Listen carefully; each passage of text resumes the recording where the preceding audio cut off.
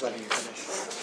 All right, we will call this regular council meeting to order for March 23rd. It's 3 p.m. and I'll ask Councillor Hill to please read the land acknowledgement. The town of Innisfail acknowledges that we are meeting on Treaty 7 territory, the ancestral and traditional territory of the Blackfoot Confederacy, Kainai, Piikani, Siksika, as well as the Tsuut'ina First Nation and Stoney Nakoda First Nation. We acknowledge that this territory is home to the Métis Nation of Alberta, Region 3, within the historical Northwest Métis homeland.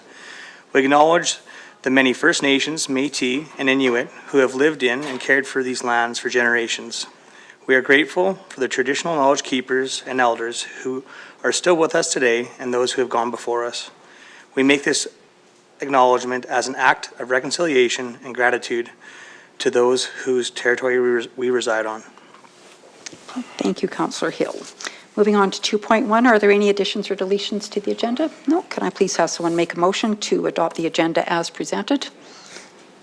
Councillor Wing? I'll make that motion, Mayor Barclay. Thank you. All in favor? Carried.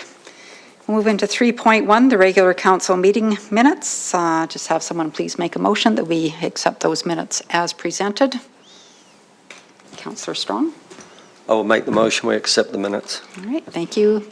Any discrepancies, changes? No? All in favor? Carried. And then 3.2, the agenda and priorities meeting for March the 16th. Please have a motion to adopt those minutes as presented. Councillor McKellar. Mayor Barclay, I'll move that we adopt those minutes as circulated. All right, thank you. Any changes? See none. All in favor? Carried.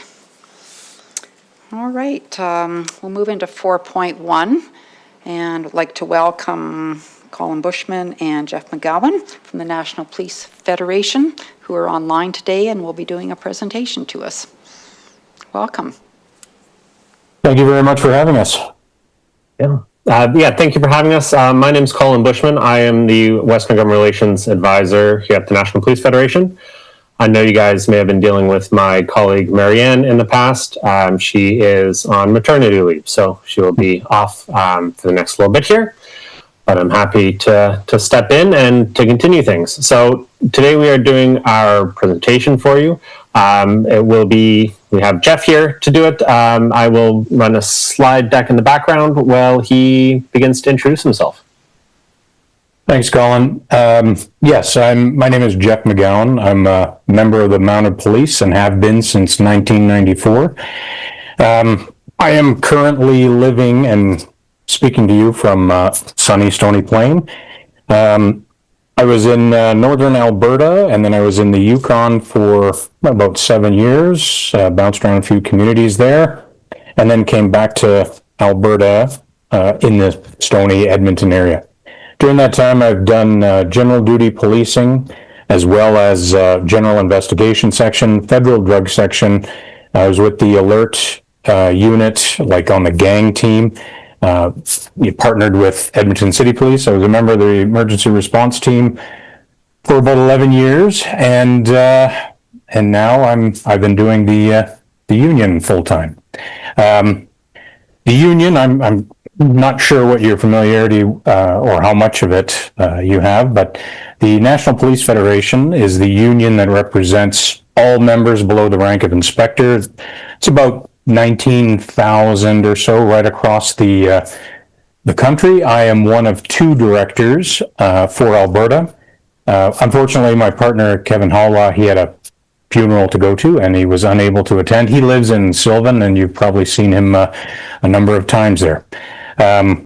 We have probably 3,100 total members here in Alberta. It's about 113 detachments. That includes a lot of the units. And we look after or help police about 1.5-ish million people. It fluctuates, obviously. Next slide, please. And I kind of covered off that stuff. Next one. So we'll jump right into it here. Thank you. So essentially, within Alberta, you can see we've got a different breakdown of the various police forces that look after public safety within the province. We have a provincial policing agreement, so you can see on the blue part of the map, it's everything kind of RCMP area. Innisfail, obviously you're aware, is under a municipal contract. So we have probably, I don't even know the number off the top of my head, but there's a number of provincial communities, municipalities that have their own contract with the RCMP, as well as the provincial policing agreement for the province. Under the RCMP contract, all communities kind of receive the full suite of policing services with the RCMP. Obviously, it comes down to economy of scale. You're looking at emergency response teams, police dog services, forensic units, major crimes, search and rescue, and so on. Generally, the RCMP, on average, probably answers about 800,000 calls per year. It's quite a number. It serves 22 First Nations communities and over 300 different municipalities. When you're looking at the map, we kind of break it down under the provincial policing agreement, just to give a lot of people an understanding of what it looks like on the rural side. There's 659,000 square kilometers that the RCMP look after. And when you kind of compare that, because I know that response times comes up as a topic of conversation, Edmonton City Police has about 685 square kilometers per member. Calgary City Police, about 825 square kilometers per member. And with the, screwed that up. With the RCMP, it's 685 square kilometers per member. And then when you're looking at with the Edmonton City Police, 385 square meters, Calgary City Police, 375 square meters. So basically what you're looking at is a police officer within shouting distance. So it creates a very different dynamic when you're looking at responding to different jurisdictions. I often use the example of how long does it take for a pizza to get to a certain spot? If you're in the city, obviously it's a lot quicker. And if you end up moving out to the rural side, it takes a little bit longer. Next slide, please. So within Alberta's public safety system, you have the Alberta RCMP, which effectively governs or looks after the province. So you have the federal government cost sharing with that. That's the 70-30 split. When you're looking at the ability to have surge capacity, when you wildfires, flooding, etc., there's an ability to call up from within the province as well as from outside of the province. We work often with a lot of the municipal police services. There's a really good interoperability, especially at the ground level. Any of your spots that are around the large centers, there's radio systems that end up being shared, different patches, different helicopters from Calgary, let's say, or Edmonton. These people work together quite frequently. The municipal side, Lethbridge, Medicine Hat, Camrose, Edmonton, Calgary, everybody gets along in a very, very efficient way. I like to think. And then you have the other police and public safety personnel, your municipal peace officers, your bylaw officers, and included in that would be your Alberta sheriffs, Fish and Wildlife, your courts, etc. Next slide, please. Thank you. So within the, I don't want to read, you guys can see that we can also provide to you a copy of this if there's any questions, but we can see where July 2nd, 2025, the government of Alberta announced the creation of the Alberta Sheriff's Police Service. And they presented it as a new provincial police service that works alongside the RCMP. Good idea. We're not entirely sure what that looks like or what that means. But the government basically says that the new service will be built by reassigning existing sheriffs into policing roles. This becomes a bit problematic when we're looking at 1,068 funded sheriff's positions, like the actual uniform guys that you see doing court security, prisoner transfers. There's a surveillance unit instead of the 2,000 people that the government claims are there. I'm not sure where that number comes from, but it's not. Doesn't seem to be accurate. We haven't been able to verify that. There's about a 15% vacancy rate, so it's about 904 uniformed sheriff personnel on duty. They talk about utilizing 650 sheriffs and reassigning them over to the ASPS, the Alberta Sheriff's Police Service, and then that leaves about 250 sheriff personnel for the rest of their duties: court security, as I said, prisoner transfers, traffic enforcement. There's no, as it stands right now, we don't and haven't been able to identify a real public plan, no costing, no clarity on implementation, how that's gonna jive with the existing sheriff responsibilities or evidence on affordability or effectiveness. And we've said often that to my mind, if there was a legitimate argument that switching over, let's say, from the RCMP to a provincial police service would increase public safety and or decrease the costs, we wouldn't have much of an argument. I wouldn't be able to sit here and speak to people about this topic. As it stands right now, we haven't seen any evidence that really demonstrates any of that.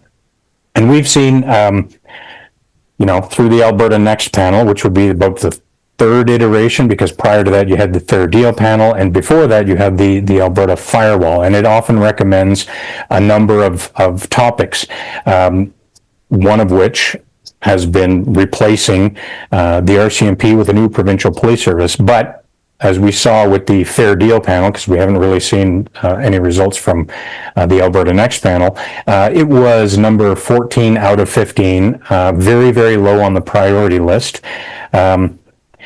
The recommendation from the Alberta Next panel was replace provincial police, create new municipal services, Airdrie, Fort McMurray, Red Deer, etc. A lot of these places have already done studies, and they did not find that there was a good legit cost or financial reason or even public safety reason to end up doing any of that. We've done, I don't know, I want to say 9 rounds of polling, and it has always consistently ranked replacing the RCMP as one of the lowest ones. The issues that remain top of mind for residents of Alberta, and I would probably argue most Canadians, it's the economy, healthcare, education, stuff like that, where there needs to be a real focus on the day-to-day impact of these things on taxpayers' lives.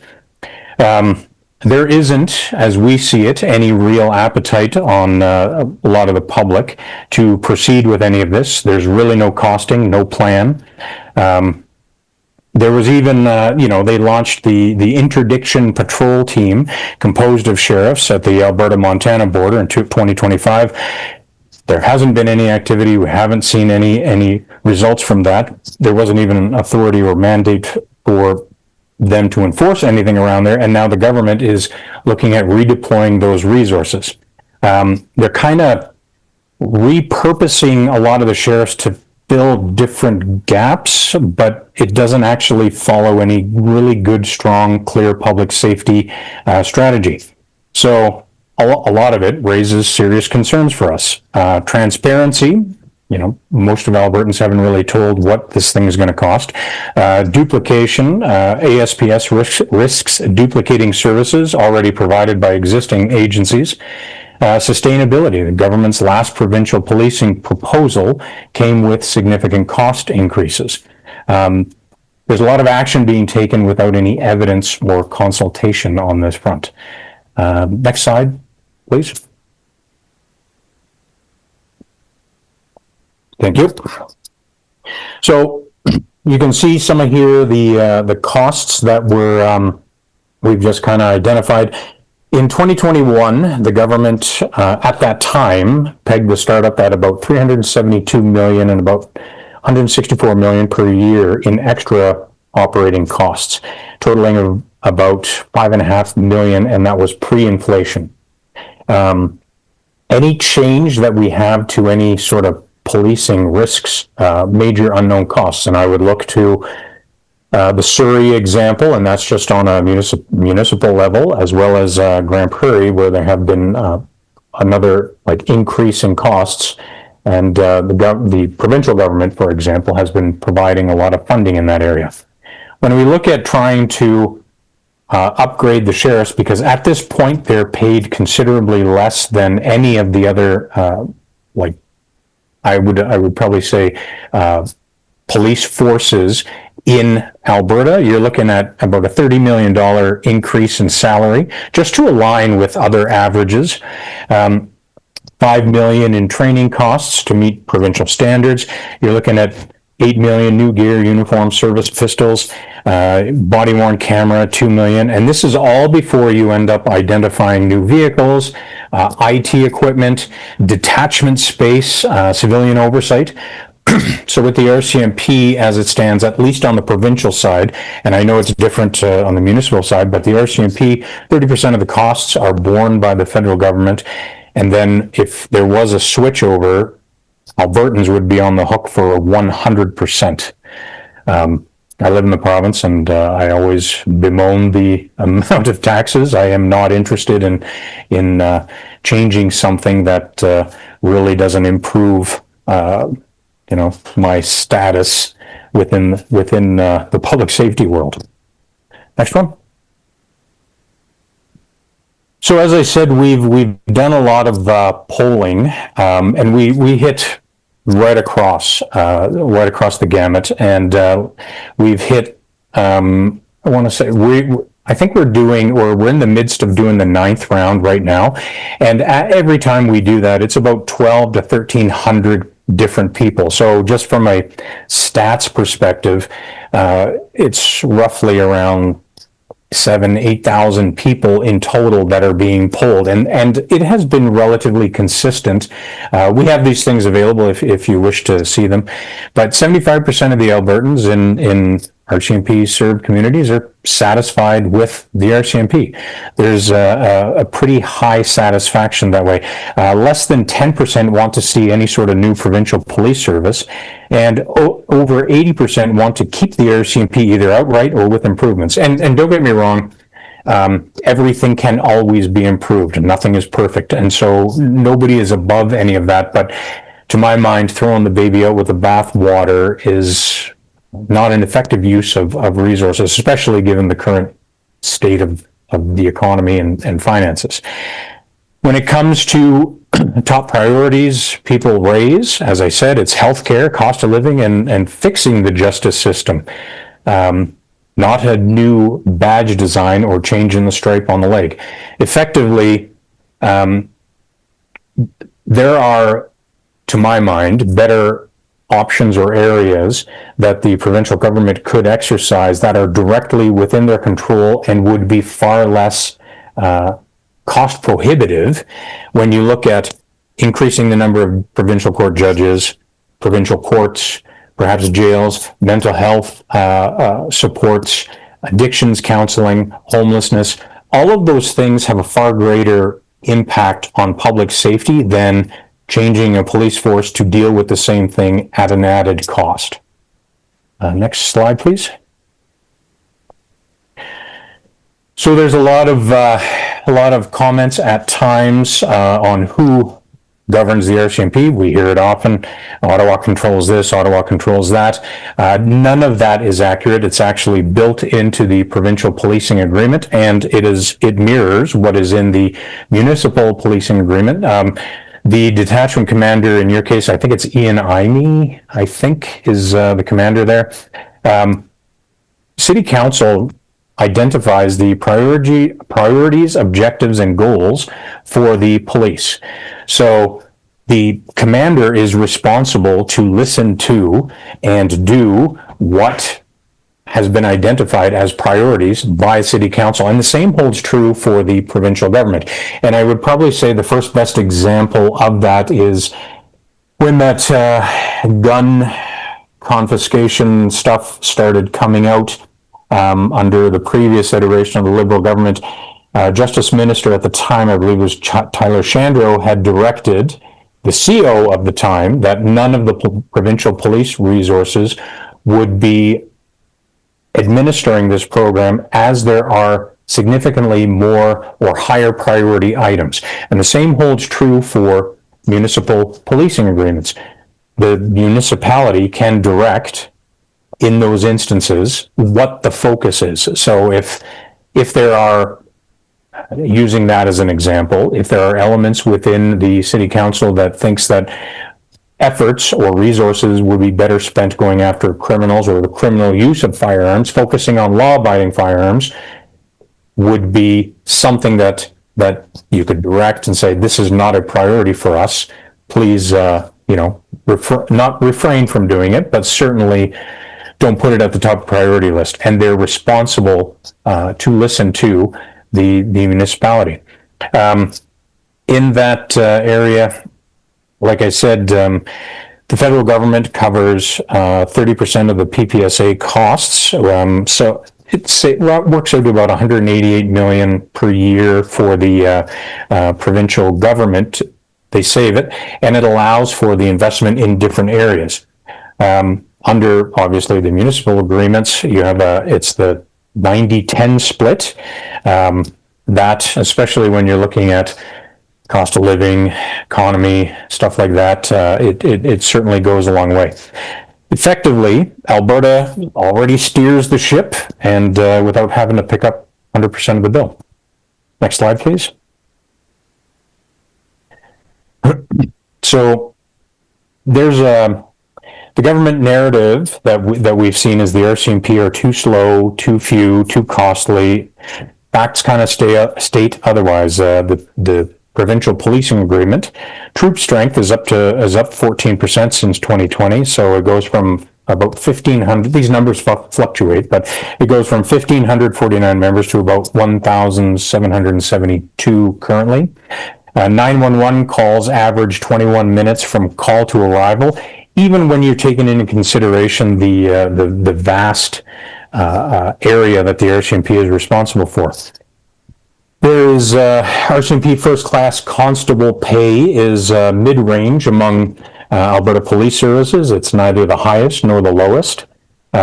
Recruitment is quite high. We've got over 20,000 applicants. I want to say in 2024, and about 3,000 of them have come from Alberta. And in fact, today is the day that an all Alberta troop is graduating from depot. They get their postings, and you're going to see, I can't remember what the final number for recruits was. I think it was about mid-20s or something, but a true Alberta destined troop is going to be coming here quickly. And even with the other troops where the members of the new recruits are spread out over the country, we still have numbers coming directly to Alberta. Next one, please. So ultimately, what can any of the municipalities do? You need to ask questions. You need to stay informed. You need to understand what's happening and the potential impacts. And we haven't been able to get a lot of good answers from the government. We've been trying. We need to know what the hard numbers are, what the training seats, the capital costs, what the integration plan is. I often comment that, where could this new police service put prisoners? And then on top of that, what's their policy on feeding prisoners? Like, there's a lot of stuff. The devil's always in the details. You gotta, basically look at it and say, okay, can we afford new or rather fewer frontline officers or higher taxes in this instance? There's a need or a requirement to support existing cross-jurisdiction solutions that work, enhanced 911 staffing, the integrated crime units, mental health triage, and this goes back to a lot of those items that fall under the the purview of the provincial government, that all of these things, because policing doesn't operate in a silo itself, all of these things contribute to public safety. We are certainly on the NPF side more than willing to answer any questions, any provide whatever information we have. We've been very, very open with any of our studies, any of our polling, any of our papers.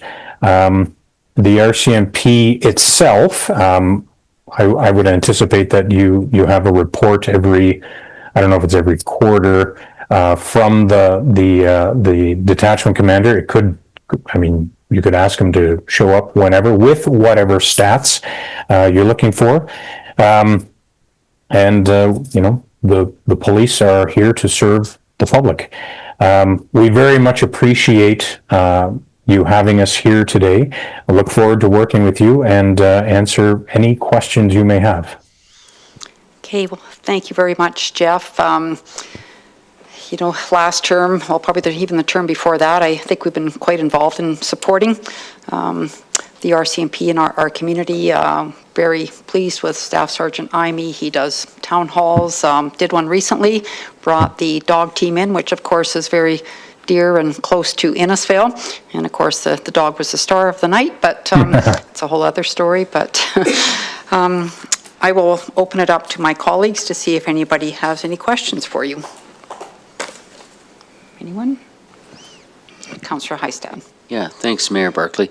To Jeff and Colin, do you guys feel that you're, like, I've been around the table for the past 4 years, and we're very, previous council was very supportive of the RCMP, and a lot of the work that we do with Staff Sergeant Imey and our police and our bylaw has been very positive. But with this campaign and the work that you've done the last 3 years, it seems like the same thing over and over again. Like, do you feel like you're winning? Or how do you, and the reason why I ask that is on the government relations side, one of you has that title, is how is that going for you? And that, where does your union association, where are they looking next? Because we've seen this data ongoing, and I'm kind of curious. It's kind of like a bad dream, but I just want to be straight up. Like, is there? How are you guys going to ramp it up, or how are you going to deal with this in your way? Thanks. It is. You're right. It does seem a lot like Groundhog Day. I think for us, it serves to stay in touch and stay informed and identify where, if any of the communities have concerns or questions. I do think we're winning. I don't want to say winning. I think our focus has been trying to ensure that we inform any of the taxpayers, the public, city councils, RMA, Alberta Munis, even the government. Because we've recently had, a couple of meetings with the UCP, which has not or had not happened for quite a while. And I think part of that was because we were very successful on the Keep Alberta RCMP campaign, where we started to really get down into the details and asking certain questions. I don't know where it's going to go. I think it's very hard to say, and yes, I agree. It is somewhat repetitious.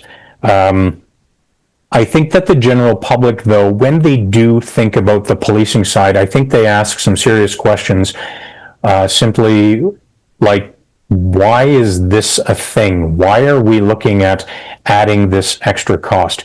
I don't think we will ever see any end of it until there is a change within the policy of the provincial government, be it UCP or NDP if they ever get into it. But I think that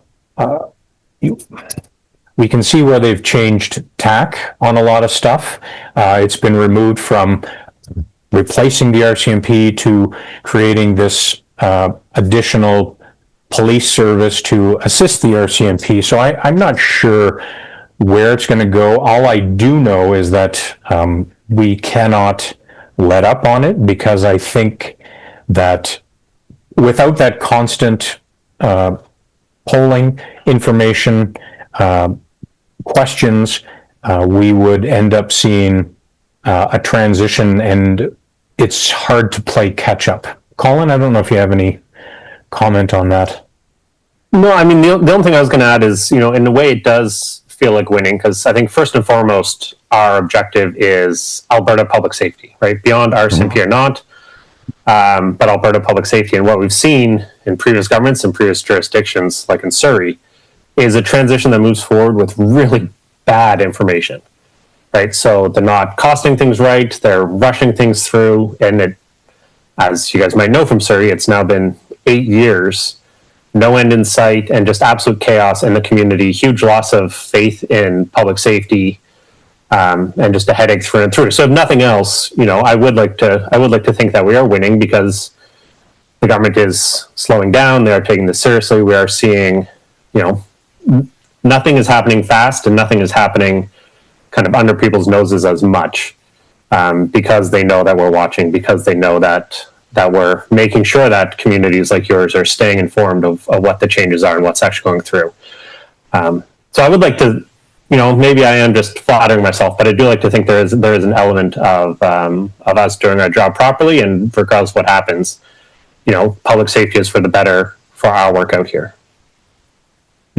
Thank you. Thanks, guys. Jeff, can you talk just a little bit more about the integrated services? I think that's such an important component of what you do. I think when this all started, and I don't even know when it was, maybe 2020, we were told if high crime, such as murder, for example, the RCMP would still be brought into a community to do that investigation, potentially costing a municipality $1 million. We were also privileged to visit RTOC last year and had a wonderful tour there, and another eye-opener, and just the integration of all the different services within the RCMP that speak to safety. Yeah, for sure. I think it's really good to hear that you have taken that tour of RTOC. I think that, first off, there's nothing else like it in the country. I think it's state of the art. It really integrates everything. There is a constant link between the various municipal police forces as well as all the RCMP on the ground. I will say, though, that there was a plan, and I think they had been working on it for about 3 years, to bring in a dedicated sheriff resource there to work with the RCMP, because the sheriffs, especially on the traffic side, are out on the road, and the only people that would likely be in a position to respond if something bad happened would be RCMP. The government, for whatever reason, decided to stop or pause that program, so that position stays vacant. The integration side, it's always at the ground level, like constable to constable or unit to unit. Like, especially when I was with the emergency response team, I worked a lot with Calgary City Police, Edmonton City Police. We had a lot of cross-training days. We would work with them in the city. They would come and they'd do some of the bush exercises with us. We'd be out in, Nordegg, for example, out for a week in the bush doing various stuff. We would be exposing each other. We had a very, very strong relationship on that front. Major crimes, there's a lot of integration there. The alert units are fully integrated as well. Even when you're dealing with things that are not integrated, let's say like your integrated national security team. So it's a RCMP on the federal side, but there are people from the CAF, like the military. There's people from CSIS. There's people from the various municipalities like Calgary City or Edmonton in those areas. As for your comment concerning integration, when it comes down to running a murder or let's say emergency response team, if there was like a municipal police force in Innisfail. I'll use Grand Prairie as an example because Grand Prairie has decided to go that route. There is, if there was a murder and they did not have capacity, the government could send the major crimes unit, for example, into Grand Prairie to help solve that murder. But it comes at a cost. There isn't a cost, it's kind of built into the contract as it stands right now, because if the RCMP is replaced as the provincial police service, so goes major crimes, emergency response team, police doctor services, the ident stuff, and it ends up reverting to a purely federal side, and there's very clear lines when it comes to that. And if there was an intention to maintain any of those units, it would, I don't even know how they would do it, but it would certainly come at an extra cost. So the idea that, Innisfail goes to, a 16-man police force with a chief of police or whatever, those armed and barricades, those murders, those serious sex assaults, drug crimes, whatever it is, are going to come at an added cost. I'm not sure where or how that's kind of been factored in. And again, it goes back to devil's in the details. What exactly is going to happen in that instance? It's a good question, and it's something that, a lot of leaders really need to be cognizant of. Yeah, no, thank you. I think that's what has been kind of lacking is really any costing. I remember at the beginning, I think there were some costing models, but you weren't necessarily replacing police with police, and there were some different models that came out of a consulting company. But anyway, we are where we are today, and I guess just need to keep sharing facts, and I believe that this community is on side with the RCMP. We feel that we're well served and work well with our Director of Protective Services, and so I think things are quite good here in Innisfail. And is everything perfect? No, but never will be, right? No, fair enough. And it's good, and I am very happy to hear that. I know Ian personally, and I really think he's stellar, and I'm really glad to hear that he's serving the community well. No, he is for sure. Administration, do you have any questions or? No? Okay, well, thank you. I don't see any more from council. Thank you very much for coming. We appreciate it, and we will chat again sometime. Thank you very much. And if you do have any requests for information, any of our polling data, any of our studies, we had done like a good paper on the bail reform. We've done a good one on like kind of policing in the future.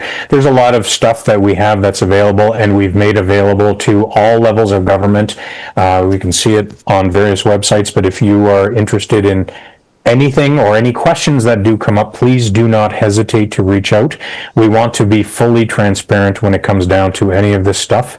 We want to make sure that people are fully informed. Yeah, no, thank you for that. Thanks, Jeff and Colin.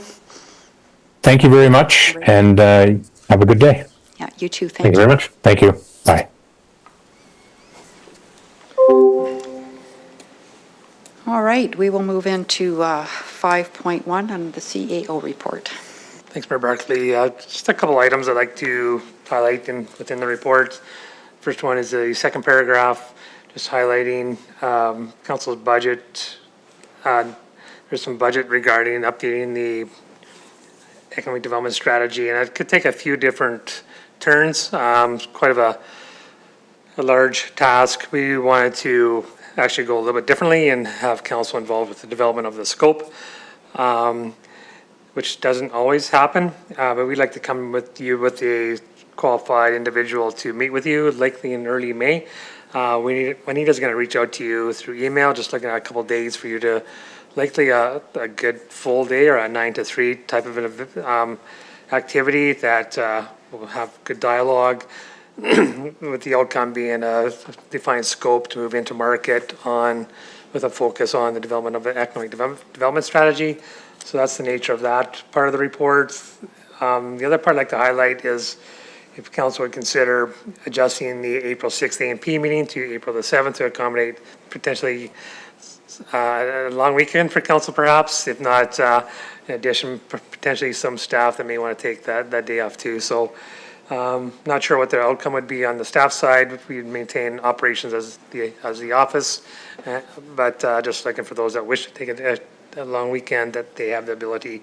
So with that, it would require a motion.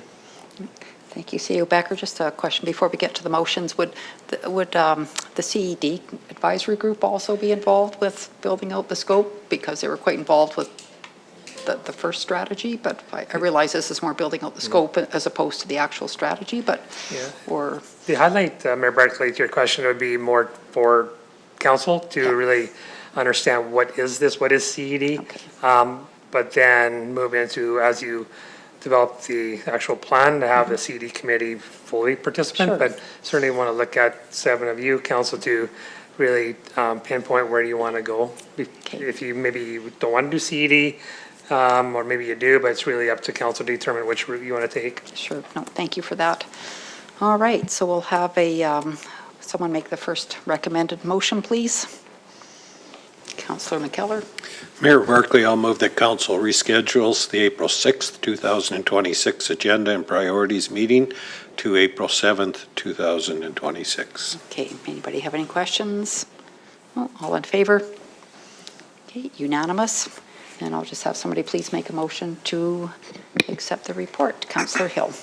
Yes, Mayor Barkley, I'll make a motion that council approves the CAO report dated March 23rd, 2026 as information. All right, thank you. All in favor? Carried.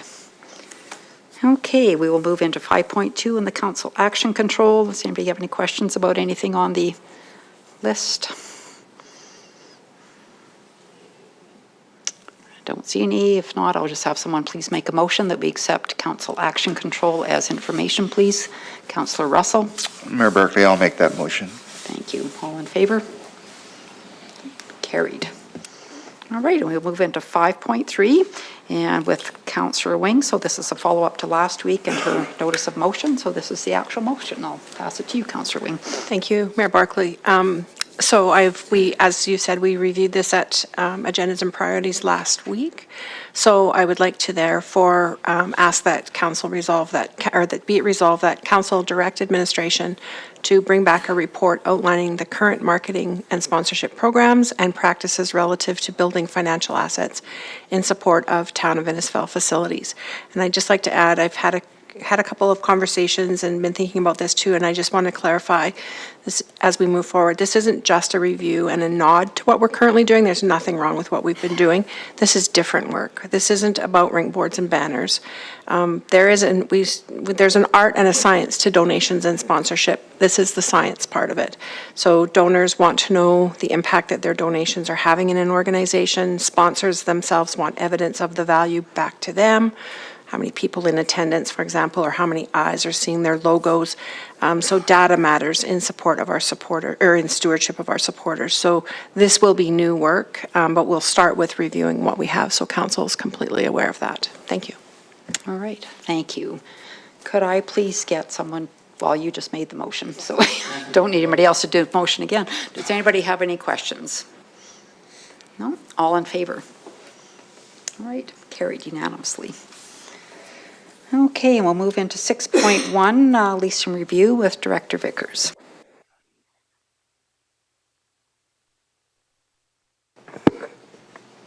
Thank you, Mayor Barkley.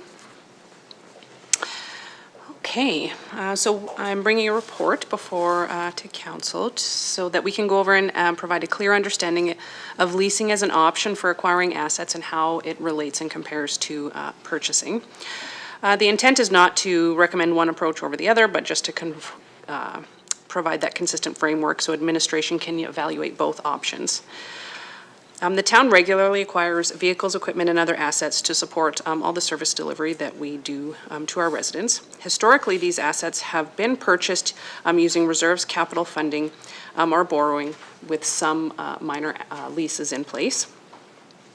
Leasing is an alternative approach that's being used more frequently. So this report will look at where leasing may be appropriate and where purchasing continues to provide better value. On the onset of this review, Director Kennedy and I did attend a session hosted by RBC that was focused solely on leasing and the benefits, financial benefits to leasing for our community. So it did provide some helpful insights on how leasing can be used across different sectors or different even items that we can actually get leases on.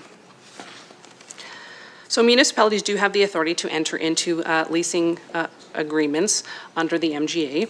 However, not all leases are treated the same. So the big thing is whether it's short-term or long-term. So a short-term lease is generally just a very straightforward lease. It's just typically treated as an operating expense, and we just go on. However, if we do have a lease that's a little bit longer in term, it can become like borrowing. So we have to look at our debt limit, our debt servicing limit. We now have to advertise for this lease as well. The annual payments obviously do have to be built out into our full annual budget for the full term of the lease, and this is something that our auditors do regularly check on when they do our audit every year. So realistically, the big option or the big thing to do leases is the tax considerations. So the important difference between municipalities and the private sector is how we treat taxes. In the private sector, leasing can create sometimes very large tax advantages because lease payments are deducted from your taxable income, and municipalities don't pay income tax, so we don't benefit from those advantages. And the town also recovers a significant portion of our GST through the Public Services Body Rebate Program. So, and because of those two reasons, there's generally no meaningful tax advantage to leasing over purchasing. So the decision should be based on cost, flexibility, and operational needs rather than the tax treatment.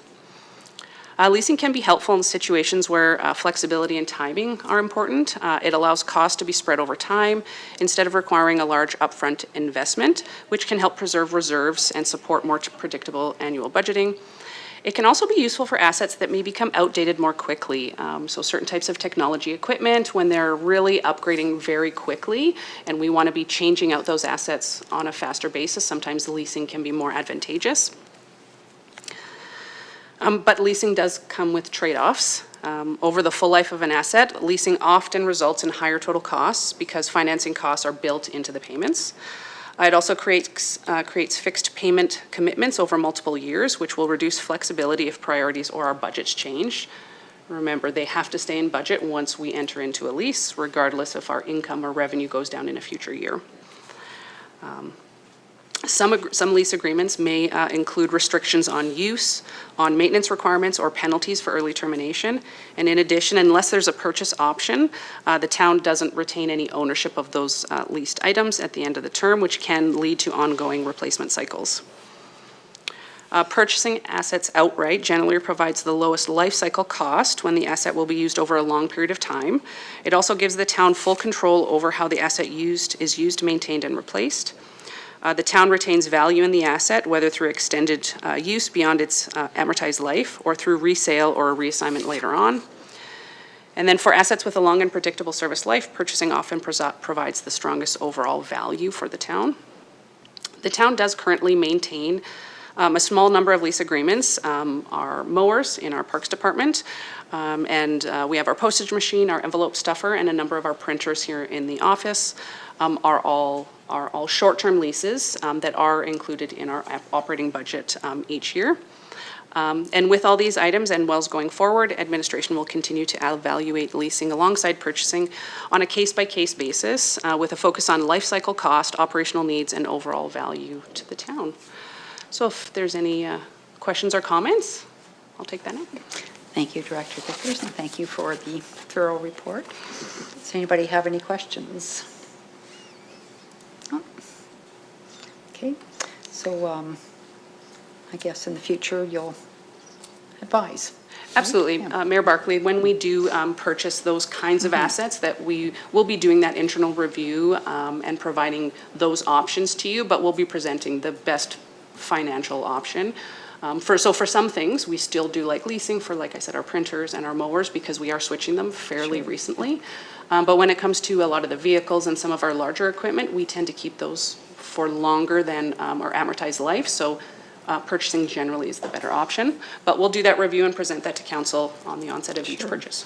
Yeah, and I guess the question would be, is it wise to keep vehicles for that long, or are you better to turn in quicker? I don't have the answer to that, but I've always wondered that even on a personal basis, so. So I believe our department, they go on a maintenance life cycle cost too. Once it starts to become too expensive, then it kind of goes in. Right? Yeah, trade-in value is part of it, and especially when it comes to fire trucks. All right, I'll just have somebody please make the recommended motion if there's no questions. Councillor Strong. I'll make the motion that council accepts this report as information. All right, thank you. All in favor? Carried. Okay, and we'll move into 7.1 with, I was going to say Manager Shaw, but with Director Jenkins. Manager Shaw was unable to be here today, Okay. so you're stuck with me. So we're looking today for council to consider first reading of Bylaw 1746, 2026 to amend the Napoleon Lake Area Structure Plan. Juanita, if you just want to go to page 59 in the package. So this is one of our older area structure plans, and this amendment is being brought forward sort of in conjunction with the next agenda item, which is a rezoning. However, just due to the nature of how outdated this plan was, we didn't feel that it was appropriate to ask the property owner initiating the rezoning to undertake the update, because there were multiple things that have not been kept current within this plan. So again, this plan was first adopted in 1990, and there have been significant changes both to the utility servicing, the roadway patterns throughout the area. So it's a very new document, and again, it was initiated by administration. Some of the major changes, so this is the map from the existing document. You can see the Napoleon Meadows area is not reflected there yet. Napoleon South is reflected in its original state. As well, the northwest side of Napoleon Lake, we're going to be seeing a rezoning for the potential for some acreages. We also removed the road layout from that area just because it has changed numerous times sort of over the course of time. The area is still indicated for future residential development, but doesn't have the actual lot and road layout included there. The large blue line across the middle, that's the old regional water line that used to go to Reservoir 1. So lots of things that have been changed and abandoned since that time. If you want to go to page 39, that gives you the updated, the map there is the updated land use concept. So you can see the Napoleon South area reflected there, as well as Napoleon Meadows, the addition of our trail network, and then the lands to the northwest of the plan area. So today we're looking for consideration of first reading and the scheduling of the public hearing for April the 13th. All right, thank you, Director Jenkins. Could I please have someone give the first reading motion to Councillor Bain? Thank you, Mayor Barkley. I move that council gives first reading to bylaw number 1746-2026 to amend the Napoleon Lake Area Structure Plan, being bylaw number 1266. All right, thank you. Does anybody have any questions about this? No? Don't see any. Okay, all in favor? All right, carried. And then please have someone make the second motion for the public hearing. Councillor Heistad? Yeah, Mayor Barkley, the council established April 13th, 2026 at 3 p.m. in the council chambers of the town of Innisfail, being 4943 53rd Street, Innisfail, Alberta, as a public hearing date and location to receive input on bylaw number 1746-2026. All right, thank you. Are there any questions? Don't see any. All in favor? All right, carried. And then we'll move into 7.2 with Director Jenkins. All right, thank you. So sort of the companion bylaw is the land use bylaw amendment 1470A87, being an amendment to the land use bylaw to change the zoning of two subject parcels, which we'll have a look at, from reserved for future development district to the low-density residential district. So the property owner at 5330 and 5640 Lakeside Way has submitted an application to rezone these two properties from the Reserve for Future Development District to the low-density residential district for the purpose of developing acreage-style properties. The landowner proposes to use municipal water and private on-site wastewater service. As you can see, we did update, or will be in the process of updating the Napoleon Lake area structure plan to address the private servicing component for these lands. And then the land use bylaw, that low-density residential district is essentially intended for sort of larger lot estate-style subdivisions of that 0.5 acres and can have municipal services or not. As we've discussed with council on numerous occasions, this area on the northwest side of Napoleon Lake is quite difficult to extend, particularly the wastewater servicing, just due to the topography and the connections to other services within the community. So again, we're looking for a first reading of the bylaw, as well as the scheduling of the public hearing on April 13th. With the land use bylaw amendments, in addition to the required advertisements in the newspaper, there'll also be direct notification to adjacent property owners provided. Okay, thank you, Director Jenkins. Could I please have someone give first reading? Councillor Russell. Thanks, Mayor Barkley. I'll move that council give first reading to bylaw number 1470-A87 to amend Schedule A land use district map of bylaw number 1470, being the land use bylaw for Plan 9623760, Block 6, and Plan 0227870, Block 7, Lot 1, being 5630 and 5640 Lakeside Wave, from Reserve for Future Development District, RD, to Low Density Residential District, LDR. Great, thank you. Does anybody have any questions? Just ask a question, Director Jenkins. Where do you tie into municipal water?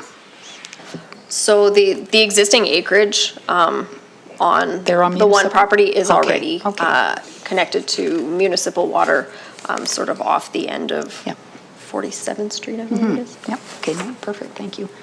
All right, all in favor? Carried.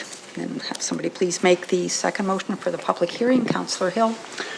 Yes, Mayor Barkley, I'll make the recommended motion that council establishes April 13th, 2026 at 3 p.m. in council chambers of the town of Innisfail, being 4943 53rd Street, Innisfail, Alberta, as a public hearing date and location to receive input on bylaw number 1470-A87. All right, thank you. Any questions? All in favor? Okay, carried, unanimous. All right, we'll move into 8.1, correspondence and information. Just want to bring your attention to the Innisfail Historical Village request.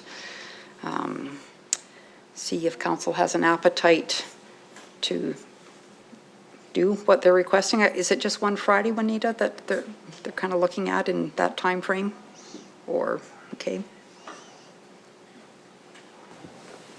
What's that? Hi, Mayor Barkley. Yeah, I actually I put my name in to do one of these on the 28th.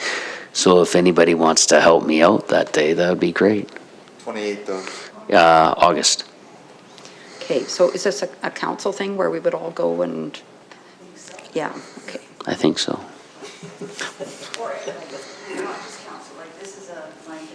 No, but I meant for us serving, right? But we're looking, this letter's asking council to come and serve and all that, so.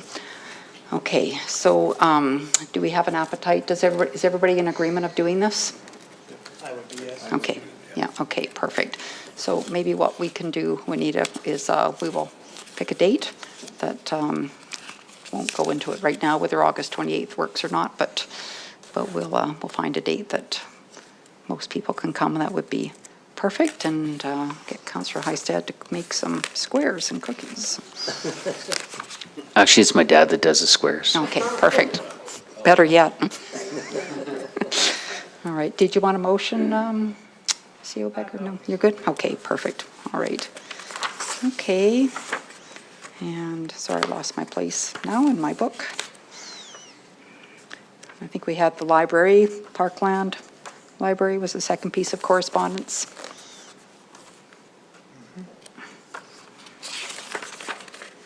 On the Fish and Game thank you letter. Okay, so we'll just have a motion then, please, to accept the correspondence as information. Councillor McKellar. Mayor Barkley, I'll move the correspondence as information. Perfect, thank you. All in favor? All right, carried. And then we'll go into councillor reports, and we'll begin with Councillor Wing today. Thank you, Mayor Barkley. I did submit my written report. Just would like to thank everyone at the town that was involved in making John Searoyd's celebration really special on Friday night. It was a great evening. He and his family were very proud, and they deservedly should be. And I'm just looking forward to the Alberta Muni Spring Leaders Caucus this week. Thank you. All right, thank you. And Councillor Strong? Nothing to add to my report, Mayor Barkley. Okay, thank you. And Councillor Hill? Just Alberta Munis this week, looking forward to that, and was tardy on getting my report in. Me too. Councillor McKellar? Yes, Mayor Barkley, nothing more to add to my report other than on tomorrow I have the library board and the Alberta Muni Conference. Okay, thank you. Councillor Russell?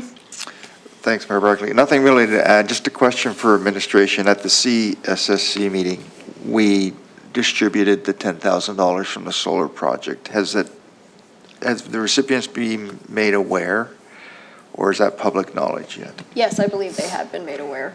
Okay. Yeah, and So the minutes will come into. The minutes your will come, that's for correspondence as council, well. we'll see. Okay, thank you. All right, thank you. And Councillor Hystad? Thanks, Mayor Barkley. Yeah, I would like to say John Searoyd's event was really nice. Well done by the town administration. And so thanks for all that work. And then I will be heading up to Edmonton for the AB Muni Spring Caucus meeting. Thank you. Perfect. And can you also enlighten us or inform us on new executive director at the Chamber? Oh, yes. We do have a new executive director, Michelle. I don't have her last name, Mayor Barkley, offhand. Svipik? Okay, all right. And thanks for that reminder. And so I think she's just entering her second 2.5 weeks in of her tenure. And I look forward to updating you in future meetings. Thanks. Yeah, no, that's great. Thanks. And is she full-time, Councillor Yeah, Hystad, she's or- full-time. Okay. It's a full-time role. Okay. We great. decided to go that route. All right, that's great. Thank you. My report, just going to highlight a couple of things. Last week met with the Rural Health Engagement Collaboration people. There was 2 that came down from Edmonton, follow up to the Minister LaGrange meeting. Again, this was a few different people in the room, really focused on that holistic healthcare model and how it's been working in Innisfail and the challenges, of course, with that being sustainable, with funding and whatnot. So it was good. It was about 2.5 hours, and we were certainly reminded that it's not the last meeting, it's only the beginning. So I'm really pleased that that's kind of starting to move forward. And then the Central Alberta Mayor's Group, so we meet quarterly. It was at the Innisfail Golf Course on Thursday evening.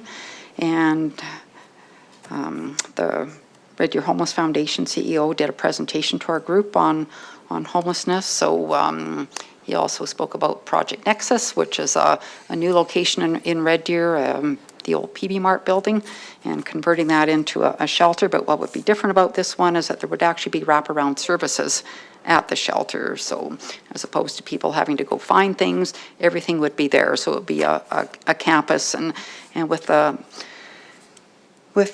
hope of getting people onto a better path. But of course, Red Deer, no different than us really, housing supply is in deep shortage. I think Darcy said they have not had an affordable housing unit built since the 80s in that community. So it's pretty dire. And of course, just like we see here, rents are going up. He said one of the fastest growing categories of homelessness is actually senior population. He's seeing people come in that are in their 70s and they're sleeping on mats on a cement floor. And of course, the next day you need to get out of that shelter and go do something for the day and hopefully come back later that evening. So tough discussion, but lots of statistics. He also indicated that you can see the homeless numbers, which were over 700 in 2024, up from I think it was about 144 in 2022. But there's also another, you can multiply that by 10 times for the people that are at risk. So that might be through domestic violence, through job loss, through, just can't afford the rent anymore. So it was quite sobering to listen to, but kudos to the City of Red Deer has put so much effort into this project. And of course, it's being supported by the philanthropic community in Red Deer as well. And we'll also say to, as Councillor Wing did, thank you to Rhonda and Director Leith for the great evening with John C. Roy's 50th anniversary celebration. It was pretty special and a fun evening. All right. So we will move on into upcoming events. Just have a motion, please, to accept the upcoming events as information. Councillor McKellar. Mayor Barkley, I'll move that we approve the upcoming events. Perfect, thank you. All in favor? Carried. And then a motion to go in camera. Councillor Heisted. I'll make a motion to go in camera. Okay, thank you. All in Thanks. favor? Carried.